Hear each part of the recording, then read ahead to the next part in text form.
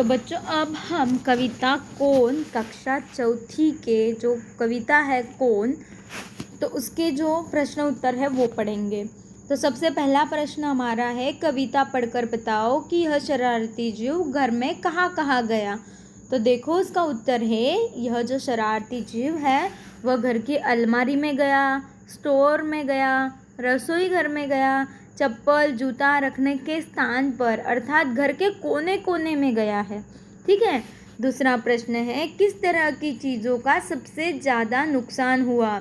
तो देखो जैसे अनाज हो गए, कपड़े हो गए, जूते चप्पल हो गए, या किताब का तो सबसे ज़्यादा नुकसान हुआ है। ठीक है। हमारा तीसरा प्रश्न है, कविता में बहुत से नुकसान गिनाए गए हैं, तुम्हारे हिसाब से किनमें से कौन सा नुकसान सबसे बड़ा है और क्यों है। तो देखो बहुत सारे नुकसान हुए हैं, पर देखो जो किताबों का नुकसान है वो सबसे बड़ा नुकसान है। क्यों? क्योंकि किताबों में बहुत सी बहुमूल्य बातें होती है। एक किताब से कई लोग लाभ उठा सकते हैं। यदि संभाल कर रखा जाए तो इन्हें पीढ़ी दर पीढ़ी पढ़ा जा सकता है और अच्छी बातों को जीवन में उतारा जा सकता है। इसलिए जो सबसे बड़ा नुकसान है वो है किताबों का नुकसान। ठीक है। अगला प्रश्न, इस कविता में किसकी शैतानियों की बात कही गई है और तुमने कैसे अनुमान लगाया। ठीक है। इस कविता में किसकी शैतानियों की बात कही गई है, तो चूहे के शैतानियों की। ठीक है। तो आपने अनुमान कैसे लगाया, मतलब आपने कैसे तय किया कि ये चूहा ही है। तो यह जो जीव है वो कागज कपड़े आदि कुतरता है, खुरखुर करके इधर उधर भागता है, कोने में चिपता भी है। इसीलिए हमने क्या अनुमान लगाया कि ये चूहा ही होगा। तो देखो कभी कुतर जाता है चप्पल, शरारती जीव ने बहुत सारी चीज़ों को कुतरा, बिखराया, काटा। अब तुम बताओ कि किन किन चीज़ों को कुतरा जा सकता है, बिखराया जा सकता है और काटा जा सकता है। ठीक है। तो देखो कपड़ा कुतरा जा सकता है, अनाज बिखराया जा सकता है और काटा क्या जा सकता है, कपड़ा काटा जा सकता है। कागज कुतरा जा सकता है, दूध बिखराया जा सकता है और जो रस्सी है वो काटी जा सकती है। जूते चप्पल कुतरे जाते हैं, चीनी बिखराई जाएंगी, बिजली का तार काटा जाएगा। ठीक है। अब देखो आगे है कबाड़ का हिसाब। तो उसके प्रश्न देख लेते हैं। पहला प्रश्न है, कबाड़ी क्या क्या सामान खरीदते हैं। कबाड़ी मतलब जो हमारी जो वेस्ट चीज़ें होती है वो खरीदने वाला।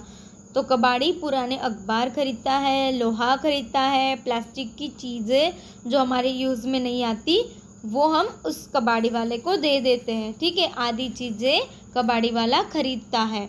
तुम्हारे घर से सामान ले जाकर कबाड़ी उसका क्या करते हैं। आपने कभी सोचा है कि कबाड़ी वाले को हम जो सामान देते हैं वो उसको खरीदता क्यों है।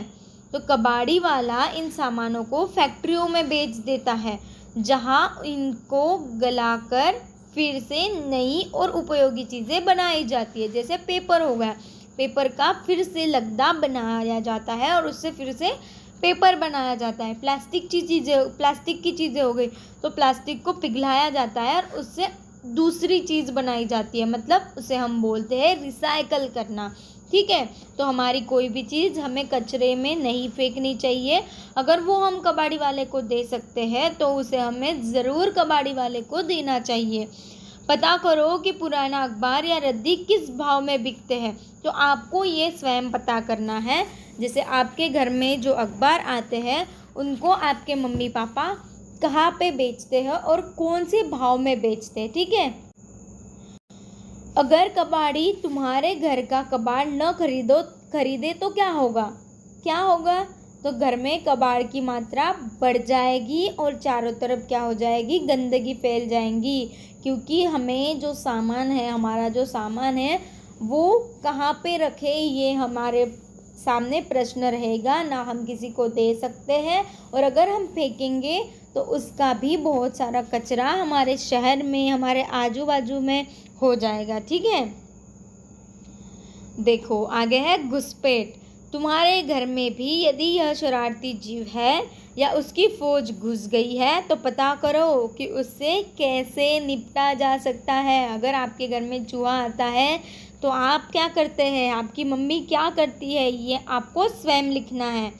इस शरारती जीव के अलावा और कौन कौन से जीव तुम्हारे घर में घुस जाते हैं? तो बिल्ली घुस जाती है, गिलहरी घुस जाती है, कभी कभार मच्छर घुस जाते हैं, चींटी, तेल चट्टा, छिपकली। मुझे ये बताना कि तेल चट्टा किसे बोलते हैं, तेल चट्टा का मतलब क्या होता है, ये आपको कमेंट सेक्शन में बताना है।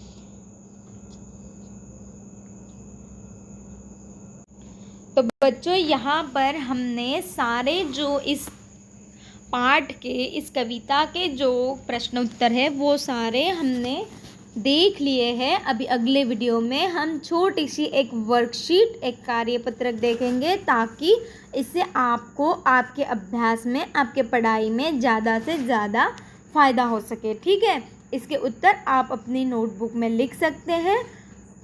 तो मिलते हैं अगले वीडियो में।